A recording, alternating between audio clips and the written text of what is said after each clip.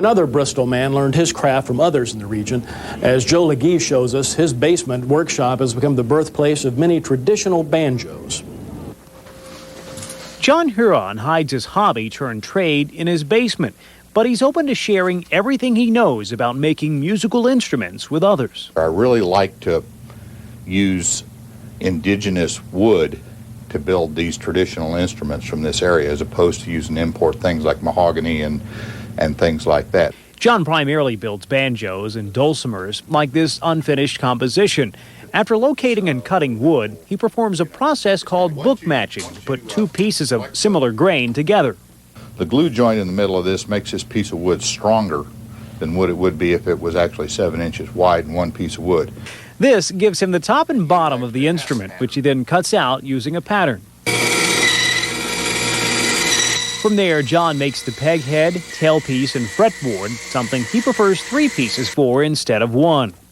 I'd heard a lot of people talk about they had problems with their fretboards being made out of one piece of wood, and the wood would move, because wood moves constantly because it changes in humidity and temperature and things. Once he installs the frets, he fires up a propane torch, heats the side pieces, and does some belly bending to get the proper shape. It looks silly, but the purpose of this is you're using your body besides the form, you're using it as a heat sink. And it's taking the heat out of this, so when you let loose of it, it'll maintain its shape. John then fastens in the sides, finishes the wood, and strands up the strings.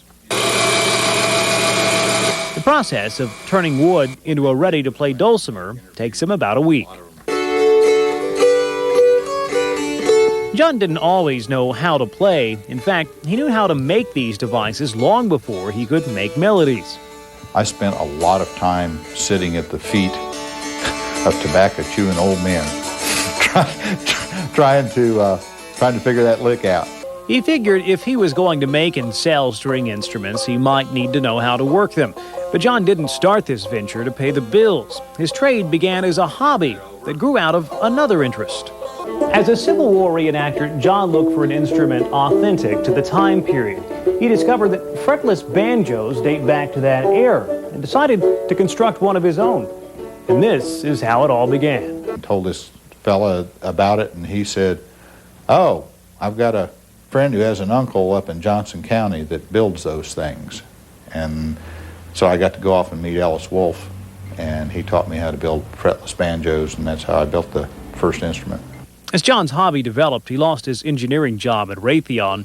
He says God led him to take this gift to the next level. Starting from ground zero and not knowing anything about woodworking, there's nothing I could have done myself that could have brought me to what I'm doing today, if I'd have meant to do this on purpose. And I just feel that he was really involved in it, and I'm grateful for that. And since he teaches at John Campbell Folk School in North Carolina, John's gift touches others. He believes the number of people he's shown how to make instruments now exceeds those he's built himself. For Project Family, I'm Joe Legee in Bristol, Tennessee.